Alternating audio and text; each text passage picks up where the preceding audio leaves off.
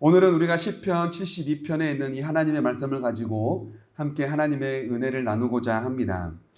시편은 총 150편입니다. 그리고 이 150편을 조금 더 세분화시키면 총 5권으로 나눌 수 있습니다.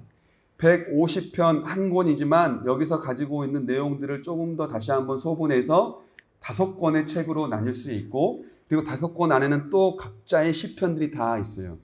그런데 시편의 상황들이 다 다릅니다.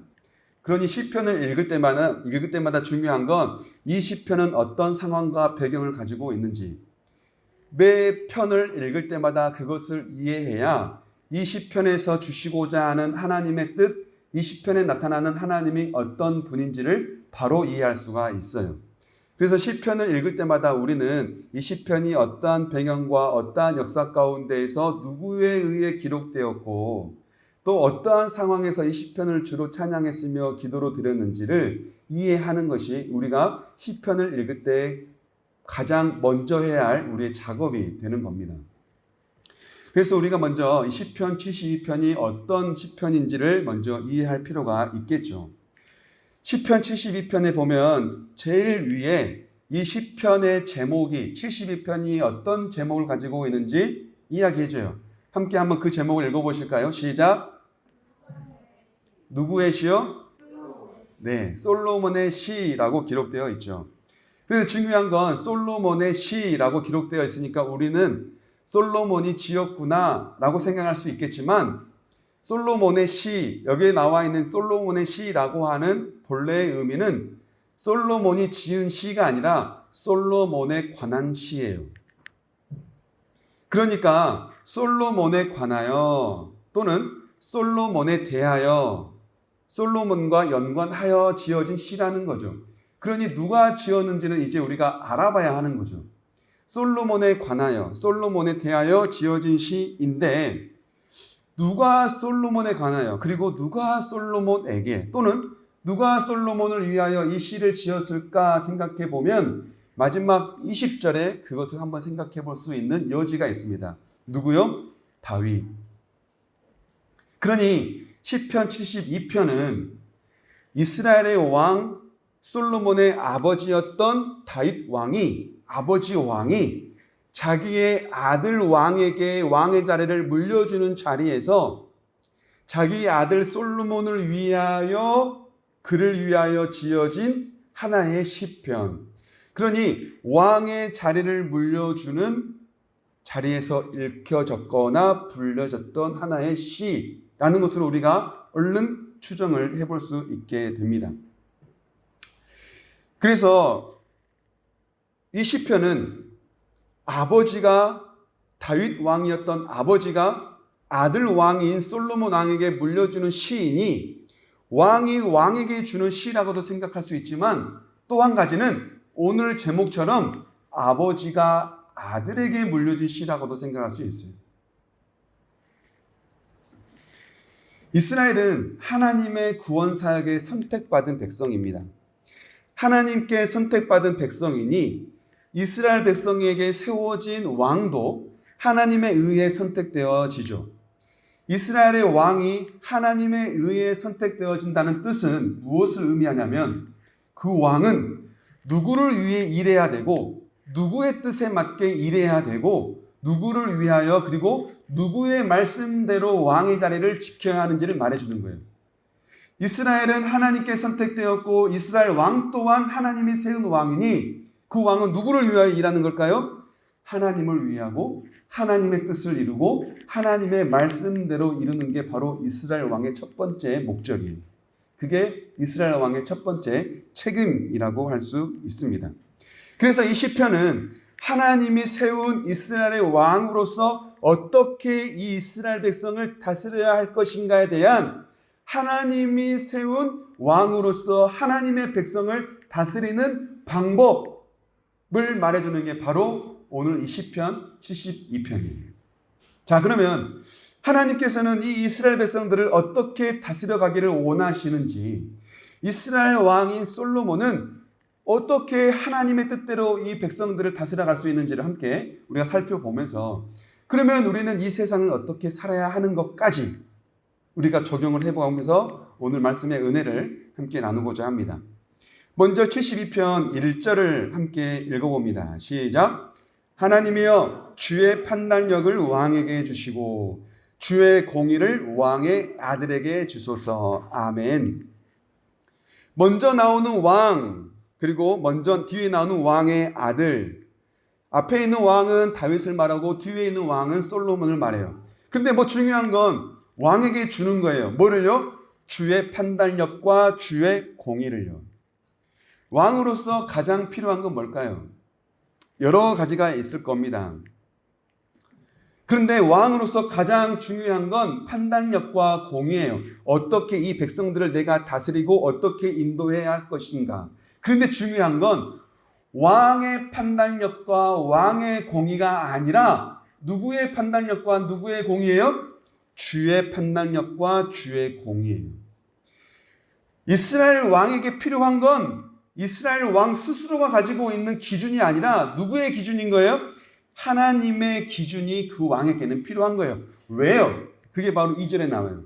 이들이 누구니까요? 주의 백성이고 주의 가난한 자들이기 때문에 그래요. 솔로몬 왕이 다스려야 할 자들이 누구라는 거예요? 하나님의 백성이고 하나님의 자녀라는 거예요. 그러니 하나님의 백성을 다스려야 할 왕은 자기의 기준이 아니라 누구의 기준이 있어야 해요? 하나님의 기준이 있어야 해요. 하나님의 판단력, 그리고 하나님의 공의. 이게 바로 이스라엘 왕이 구해야 할 가장 중요한 기도라는 거죠. 이 판단력 하면, 솔로몬의 판단력 하면 우리는 열왕기상 3장을 생각해 보게 됩니다. 열왕기상 3장 9절에 이렇게 말씀합니다. 함께 읽어봅니다. 누가 주의 이 많은 백성을 재판할 수 있사오리이까? 듣는 마음을 종에게 주사 주의 백성을 재판하여 선악을 분별하게 하옵소서. 아멘. 솔로몬의 기도예요. 솔로몬이 하나님께 기도드린 거예요. 솔로몬이 다윗을 이어 이제 이스라엘 왕이 되었을 때, 하나님, 제가 왕이 되었는데 저는 너무나 어리석습니다. 그래서 저는 이 수많은 하나님의 백성을 저 다스릴 수 없어요. 그러니 저에게 능력을 주시되 듣는 마음과 주님의 판단력, 뭐예요? 선악을 분별할 수 있는 능력을 달라고 기도한 거예요. 그러자 하나님께서 말씀하세요. 뭐라고 말씀하시냐면 그 뒤에 열왕기상 3장 11절에서 너는 장수와 부와 원수의 생명을 멸하는 것. 왕이니까 뭘 구할까요? 나 오래 살게 해달라고. 왕이니까 저 부자 되게 해달라고. 또 왕이니까 국력이 있어야 되잖아요. 그래서 우리 이스라엘 튼튼하게 해주고 주변에 있는 강대국들을 다 멸할 수 있도록 힘을 주시라고. 이것을 구할 수 있겠지만 이것을 구하지 않았대요. 그래서 하나님께서 말씀하시기를 너는 장수와 부와 원수를 멸하기를 구하지 않고 오직 뭘 구했다? 분별하는 지혜를 구하였습니다. 왕으로서 구해야 할 것들이 많지만 다른 것 구하지 않고 하나님의 백성을 어떻게 하면 하나님의 뜻대로 다스릴 수 있을까? 내가 왕으로 있는 동안 어떻게 하는 것이 하나님의 말씀대로 이 나라를 다스리는 것일까? 오늘날 우리로 치자면 나는 지금 하나님의 자녀로서 어떻게 사는 것이 하나님의 뜻대로 사는 것일까? 하나님의 나라와 하나님의 의를 구하는 기도를 했다는 거예요. 이스라엘 왕으로서 왜 하나님의 판단력과 이 하나님의 공의가 필요할까요? 이것은 바로 하나님의 속성이기 때문에 그렇습니다. 공의, 의, 옳음, 올바른 판단력, 이것은 바로 하나님께서 이 세상을 다스려 가시는 하나님의 방법이기 때문에 그래요. 이스라엘 왕은 하나님의 대리자입니다. 그러니 내가 왕인 것이 아니라 하나님이 나를 왕으로 세워주신 거예요. 그러니 이 왕의 권위와 왕의 권세는 누구에게 있는 거예요? 사실상 내 스스로가 갖는 게 아니라 누가 주신 거예요? 하나님이 나에게 부여해 주신 거예요. 그래서 나는 이스라엘 왕으로서 하나님의 대리자로 이 세상을 그냥 다스릴 뿐인 거예요. 그러니 이스라엘 왕으로서 반드시 가져야 할 건 하나님의 속성이 있어야 되는 거죠. 이것을 잘 깨달은 솔로몬은 이 하나님의 뜻 앞에 순종하며 하나님의 공의와 하나님의 판단력을 구합니다. 이렇게 하나님의 판단력으로 이 세상을 다스렸더니, 이스라엘을 다스렸더니 어떠한 세상이 생기는가? 어떠한 세상이 나타나는가? 그게 바로 열왕기상 3장 16절부터 나오는 우리가 잘 아는 재판 이야기예요. 솔로몬 하면 우리는 재판을 얼뜻 바로 떠올기도 하잖아요. 이 재판. 자칫 지금 당장에 내 사랑하는 자녀를 잃게 될 지경에 놓여 있는 억울한 여인의 재판을 담당하게 돼요. 그때 솔로몬은 그 억울한 여인의 심정을 깨닫고 지금 자칫 잘못하면 자기의 자녀를 잃게 되어 놓여 있는 그 여인의 억울한 심정을 풀어줍니다. 여러분, 억울한 일이 왜 생길까요? 힘이 세고 많이 가지고 권력을 가진 자들이 자기의 재물과 자기의 권력을 남용하고 악용하고 악한 데 쓰기 때문에 결국 힘없고 연약한 자들은 억울한 일을 당하는 거예요. 권력 남용과 사리사욕, 부정부패 때문에 힘이 없고 연약한 자들은 피해를 보는 거죠. 그런데 왕은 그 억울한 일에 놓여 있는 사람들을 해결해 주고 억울한 일이 더 이상은 이 세상에 생겨나지 않도록 부정과 부패와 사리사욕과 자기의 힘을 가지고 세상을 악하게 다스리려고 하는 사람들을 평등하게 세상을 공의롭게 다스려 가는 것. 이게 바로 왕이 해야 할 가장 중요한 역할이라는 거죠. 이렇게 하나님께서는 솔로몬에게 그 하나님의 판단력을 주심으로 재판을 통하여 앞으로 어떠한 일이 이 세상에 하나님의 의와 공의로 이루어질지를 예견해 주세요. 오늘 우리가 읽었던 본문에서도요, 하나님의 공의로 세상을 다스리면 어떠한 일이 일어나는지를 우리에게 말씀해 줍니다. 시편 72편 4절 우리 함께 읽어볼까요? 시작. 그가 가난한 백성의 억울함을 풀어주며 궁핍한 자의 자손을 구원하며 압박하는 자를 꺾으리로다. 아멘. 왕에게, 한 나라를 다스리는 왕에게 하나님의 판단력과 하나님의 공의가 있다면 어떠한 일이 생긴다는 거예요. 가난한 백성의 억울한 일을 풀어준대요. 궁핍한 자의 자손을 구원해 준대요. 압박하는 자를 꺾으신대요.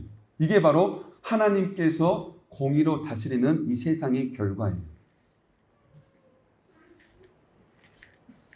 이러한 재판으로 인하여, 이러한 세상의 다스림으로 인하여 이 세상은 어떠한 일이 생길까요? 다시 한번 우리 열왕기상 3장을 볼까요? 시편 72편을 읽음에 있어서 가장 중요한 건 열왕기상 3장과 함께 읽어보는 거예요. 열왕기상 3장 28절 함께 읽어봅니다. 시작.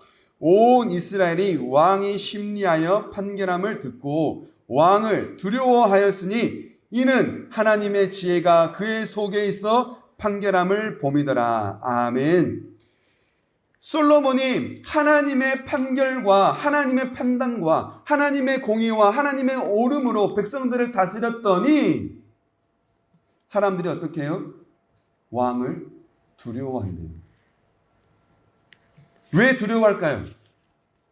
그동안 자기의 힘과 권력으로 자기의 재산으로 더 많은 것을 축적하며 자기의 이익을 쫓아왔던 사람들이 이제는 자기의 죄가 들통나는 거예요. 뭐 때문에요? 하나님의 공의 때문에. 하나님의 의는 거짓이 없어요. 하나님의 의는 정직해요.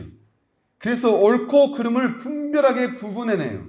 그러니 그동안에 자기의 힘과 권력과 재물로 자기의 거짓을 꽁꽁 숨겨왔던 사람들은 이제 하나님의 지혜가 이 세상의 다스림을 받게 되니 두려운 마음이 생기기 시작하는 거죠. 그리고 또 누가 두려워할까요? 여기서 두려워하는 건 존경을 포함하는 두려움이에요. 누가 솔로몬 왕을 존경하게 될까요? 그동안에 힘이 없고 연약하고 피해를 받던 사람들은 드디어 하나님의 정의가 이 땅에 이루어지는구나 하는 마음으로 이제 솔로몬 왕을 존경하게 되는 거예요.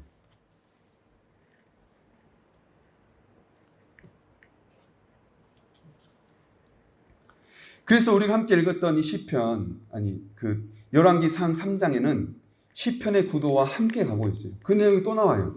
시편 72편 7편 볼까요? 7절 볼까요? 함께 읽어봅니다. 시작. 그의 날에 의인이 흥왕하여 평강의 풍성함이 달이 닿을 때까지 이르리로다. 아멘. 하나님의 판단력과 하나님의 공의로 이 세상을 다스렸더니 어떠한 일이 일어나냐면 첫 번째 뭐예요? 의인이 흥왕하고 평화의 열매가 풍성하게 맺는다. 두 번째, 시편 72편 11절 어떠한 일이 일어납니까? 함께 읽어봅니다. 시작.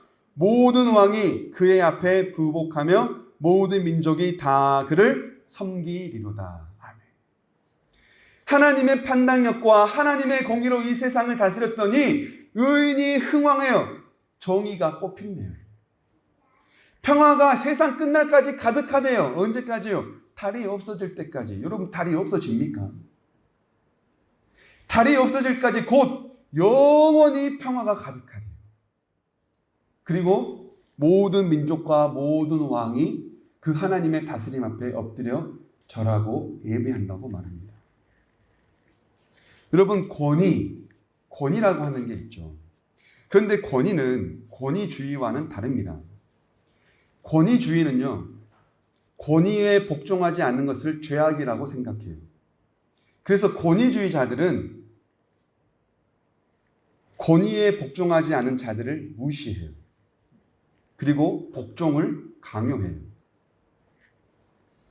권위에 있어서 가장 중요한 건 뭘까요? 자발적 권위입니다. 강요로 만들어진 권위가 아니라 스스로 자발적으로 복종하고 순종할 수 있도록 만들어진 권위. 이게 바로 자발적 권위인데, 권위주의는 공동체를 해체시킵니다. 그런데 자발적 권위는 공동체를 더 건강하게 만들어요.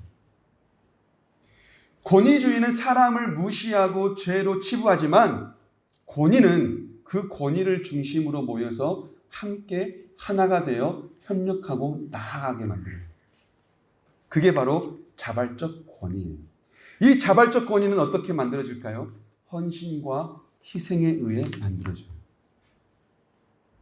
내가 권위가 있어 어깨에 힘줘서 만들어지는 게 아니라 내가 권위를 가지고 있지만, 하나님께서 나에게 권위를 주셨지만, 하나님께서 나를 왕으로 세우셨지만 내 힘을 부리는 게 아니라 하나님을 섬기는 마음으로 낮아질 때 사람들은 그 왕의 권위를 보고 존경하고 존중하고 스스로 자발적으로 순종하게 된다는 거예요. 여러분, 하나님의 판단력과 하나님의 공의로 세상을 다스리면 바로 그런 공의로 세워진대요. 하나님이 세우신 왕에게, 하나님이 세우신 솔로몬 왕에게 모든 민족과 모든 왕들과 모든 사람들이 엎드려 하나님을 예배할 수 있도록 그렇게 세워주신대요. 여러분, 이 시편 72편은 우리가 처음에 말씀드린 것처럼 솔로몬에 관한, 솔로몬에 대한 시라고 말씀을 드렸습니다. 그런데 이 시편 72편에서 말하는 솔로몬에 대한 시이지만 여기서 말하는 왕, 이 궁극적인 왕은 누구를 가리킬까요? 어떤 왕이 하나님의 판단력과 하나님의 공의로 세상을 다스리며 어떤 왕이 헌신과 희생으로 자발적인 권위를 이끌어낼까요? 솔로몬이요? 아니요. 솔로몬은 그 역할을 못 해냈어요. 다윗은 아버지가 되어 그에게 끊임없이 이것을 위해 기도했지만 안타깝게도 솔로몬은 그 역할을 잘 감당하지 못했어요. 그래서 열왕기상 11장은 솔로몬의 말년을 말해줍니다. 열왕기상 11장 1절에서 이렇게 말해요. 솔로몬 왕이 바로의 딸 외에 이방의 많은 여인들을 사랑했다. 그리고 3절에서 왕엔 후궁이 700이요 첩이 300이다. 그리고 6절에서 솔로몬이 여호와의 눈앞에서 악을 행하여 그의 아버지 다윗이 여호와를 온전히 따름같이 따르지 아니하고, 또한 9절에서 이렇게 말해요. 솔로몬이 마음을 돌려 이스라엘의 하나님 여호와를 떠남으로 여호와께서 그에게 진노하시니라. 아버지 다윗은 솔로몬을 위하여 이렇게 기도했지만 솔로몬의 최후는 기도처럼 살지 못했어요. 그렇다면 이 시편 72편에서 말하는 궁극적인 왕은 누구를 의미할까요? 바로 이스라엘을 구원할 메시아 예수 그리스도를 말합니다. 오직 예수님만이 이 세상에 오셔서 하나님께 기름 부음을 받고 하나님이 말씀하시는 하나님의 공의와 하나님의 판단력으로 헌신과 희생과 십자가의 죽음을 통하여 모든 열방과 민족들이 자발적 권위 앞에 순종하게 만드는 것, 누가 하신다는 거예요? 예수 그리스도를 통해 이루어진다는 거예요. 그래서 예수님은 누가복음에서 이렇게 말씀하십니다. 4장 18절에서 19절인데요. 우리 함께 읽어볼까요? 시작. 주의 성령이 내게 임하셨으니 이는 가난한 자에게 복음을 전하게 하시려고 내게 기름을 부으시고 나를 보내사 포로된 자에게 자유를, 눈먼 자에게 다시 보게 함을 전파하며 눌린 자를 자유롭게 하고 주의 은혜의 해를 전파하게 하려 하심이라 하였더라. 아멘. 예수님께서 고향 땅인 나사렛에 가셔서 한 회당에서 말씀을 전하실 때 제일 먼저 펴서 든 성경이 바로 이사야 61장이에요. 그리고 이사야 61장을 펴서 금방 읽었던 말씀을 함께 인용하시면서 예수님께서 읽으세요. 이것을 다 읽고 나서 사람들이 웅성거립니다. 그러자 예수님께서 그들을 조용히 시키시며 한 말씀을 더 하세요. 그게 바로 21절이에요. 누가복음 4장 21절 함께 읽어봅니다. 시작. 이에 예수께서 그들에게 말씀하시되 이 글이 오늘 너희 귀에 응하였느니라 하시니. 아멘. 언제요? 오늘 이 글을 읽고 있는 자들이 누구와 함께 있습니까? 예수님. 예수 그리스도와 함께 있는 지금 오늘 이 자리가 바로 예수님이 세상을 그렇게 다스리는 그 자리라는 거예요. 세상을 하나님의 판단력과 하나님의 옳음과 하나님의 정의와 하나님의 공의로 다스릴 분이 바로 이 예수 그리스도 자기 스스로라는 것을, 자기 자신이라는 걸 그들에게 밝히신 겁니다. 내가 바로 하나님의 기름 부음을 받은 선지자요, 왕이요, 제사장이다. 내가 바로 하나님께서 보냄받은 그다. 자기 스스로를 그렇게 말씀하시는 거죠. 하나님에 의하여 왕으로 부름받고 하나님의 모습이지만 이 세상을 다스리기 위하여 이 땅에 오신 그 주님께서 이제는 제자들에게 이렇게 말씀하세요. 요한복음 20장 21절입니다. 함께 읽어볼까요? 시작. 예수께서 또 이르시되 너희에게 평강이 있을지어다. 아버지께서 나를 보내신 것 같이 나도 너희를 보내노라. 아멘. 예수님께서 십자가에 못 박혀 돌아가신 뒤에 다시 부활하셔서 제자들에게 나타나셨어요. 그리고 말씀하세요. 평강이 너희에게 있을지어다. 그리고 나서 하신 말씀이 아버지께서 나를 이곳에 보낸 것처럼 나도 너희를 보내노라.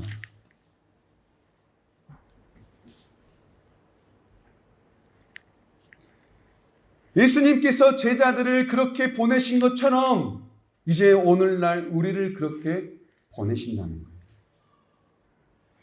예수님께서 제자들에게 보내셔서 그런 권세를 주신 것처럼 하나님께서 우리를 세상에 보내셔서 그런 권세를 가지고 살게 하신다는 거예요. 그렇다면 우리를 이 세상에 보내신 주님의 보내심, 주님의 부르심, 이것을 잘 감당하기 위하여 하나님의 공의와 하나님의 판단력과 하나님의 정의를 가지고 이 세상을 살기 위해 우리에게 필요한 건 뭘까요?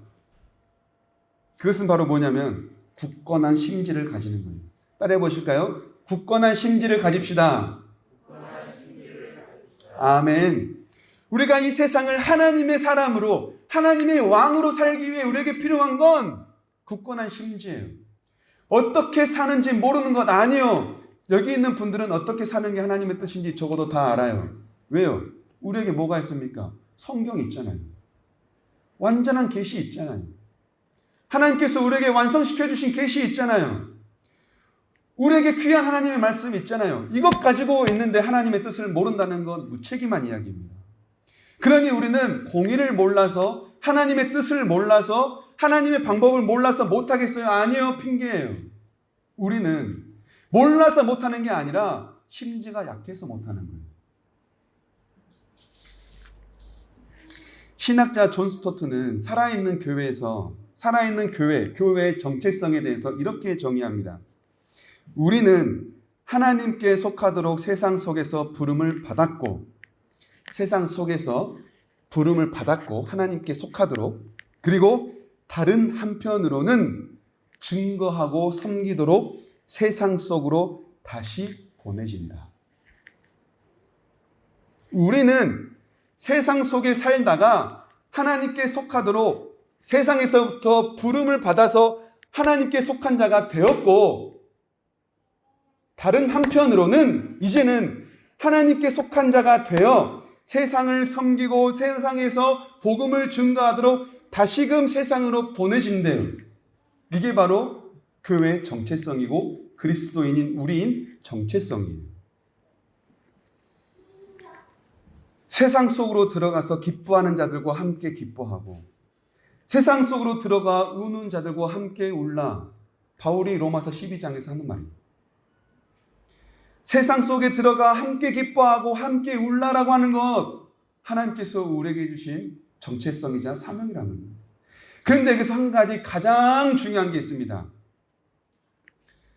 세상 속으로 들어가 함께 울고 함께 기뻐하지만 중요한 건 우리의 기독교적 신념과 가치와 기준을 타협하지 않는 거예요. 세상으로 들어가 살지만, 세상 속에서 보냄을 받아 세상을 섬기며 복음을 증거하며 살지만, 그들과 함께 협력하며 살지만, 가치와 절대적 기준과 하나님의 말씀은 흔들리지 않는 거예요. 그리스도인으로서 외유내강을 가져야 된다는 거예요. 겉은 부드러우면서도 속은 단단해야 된다는 거예요. 근데 많은 그리스도인들이 외유내강이 아니라 외강내유해요. 겉은 단단한데 속은 말랑말랑해요. 겉은 강한 척 보이는데 속은 흐물흐물해요. 겉은 그리스도인인데 속은 그리스도인이 없어요. 겉은 하나님을 믿는데 속은 얼마든지 자기의 이익을 위해 이리저리 흔들리고 타협하며 산다는 거예요. 우리가 방식을 몰라서 하나님의 나라를 못 이룹니까? 우리가 방식을 몰라서 하나님의 의를 못 전합니까? 아니요. 수도 없이 우리는 설교를 듣고 성경을 읽어왔습니다. 왜 방식을 모릅니까? 그것이 내 안에 들어있지 않을 뿐이에요. 몰라서가 아니라 모른 척하고 싶거나 그렇게 넘어가고 싶은 거겠죠. 교회에 나무가 제법 있죠. 그 중에 하나를 제가 망가뜨렸어요. 물을 너무 많이 줘가지고, 물을 많이 주면 저는 더 빨리 클 줄 알고 물을 많이 줬더니 나무가 썩기 시작하더라고요. 겉은 멀쩡해요. 물을 주고. 겉은 멀쩡해요. 또 물을 주고. 겉은 멀쩡해요. 또 물을 주고. 근데 어느 순간 보니까 잎이 다 떨어지더라고요. 겉은 계속 멀쩡했는데 어느 순간 잎이 다 떨어진 거예요. 알고 봤더니 겉은 멀쩡해 보였는데 속은 다 썩어갔던 거예요. 나무는요, 뿌리부터 썩습니다. 안에부터 썩어요. 밖에서 보면 몰라요. 단단한 나무 같아요. 잎이 있으니까 건강해 보여요. 계속 물을 줘요. 그래서 잘 찰 것 같아요. 근데 안 커요. 왜요? 속은 다 썩었거든요. 사람이 그와 똑같아요. 겉으로 봤을 땐 아무 문제 없어 보여요. 겉으로 봤을 때 하나님 잘 믿는 것 같아요. 겉으로 봤을 땐 하나님만 사랑해 보여요. 근데 속은 하나님이 보면 다릅니다. 우리에게 필요한 건 겉을 단단하게 하는 게 아니라 속을 단단하게 하는 거예요. 우리에게 필요한 건 속을 단단하게 하고 겉은 따뜻한 사람이 되는 거예요. 그게 바로 예수님의 절대적 권위를 만들어낸 비결이었어요. 예수님께서 세상에 오셔서 수많은 사람들을 품어내고 수많은 사람들을 하나님의 사람으로 세워져 갈 때 병자들을 찾아가시고 심지어 사람들에게 손가락질 당하던 죄인까지 찾아가셔서 그들과 함께 식사하시고 그들에게 복음을 전했습니다. 여러분, 세상에 복음을 전하려면 어떻게 세상을 안 만납니까? 믿지 않는 자들에게 복음을 전하려면 믿지 않는 자들을 만나야 되지 않겠습니까? 세상에 복음을 전하려면 세상 가야죠. 그런데 우리는 못 가요. 안 가요. 하나님 믿는 사람들하고만 지내려고 하고 내 마음 맞는 사람들하고만 지내려고 하고 내 뜻과 맞는 사람들만 지내려고 하고 그래야 내 삶이 건강해질 거라 생각하는 거죠. 아니요. 하나님의 뜻은 세상으로 나아가 그들과 함께 살되 속을 단단하게 하여 절대적 기준과 진리는 흔들림 없이 사는 거예요. 그게 바로 하나님께서 우리를 부르신 이유야. 하나님께서 우리에게 주신 사명 뭐예요? 하나님의 뜻을 이룰 수 있는, 하나님의 판단력과 하나님의 공의를 이룰 수 있는 가장 중요한 첫 번째 비결입니다. 말씀을 맺고자 합니다. 다윗 왕은 아들인 솔로몬에게 어떻게 이 세상을 다스리고 하나님의 뜻을 전할 수 있는지, 이스라엘의 왕으로서 어떻게 사는 것이 하나님의 뜻대로 나라를 다스리고 백성을 다스려 가는 것인지 그를 위해 하나님께 기도를 드렸습니다. 아버지의 간절한 기도였죠. 여러분, 하나님께서 우리에게 원하시는 건 뭘까요? 바로 다윗이 아들 솔로몬에게 드린 기도처럼 바로 시편 72편이 하나님 아버지께서 우리에게 품는 간절한 마음이에요. 오늘 제목이 아버지의 간절한 기도입니다. 시편 72편에 의하면 첫 번째 아버지는 다윗을 말하지만 오늘날 우리에게 적용해 볼 때 이 아버지는 하나님 아버지예요. 우리 안에 계시는 성령님께서 오늘도 우리를 위해 기도하세요. 아버지의 간절한 마음으로. 뭘 위해서요? 하나님의 판단력과 공의를 가지고 이 세상을 살아가도록.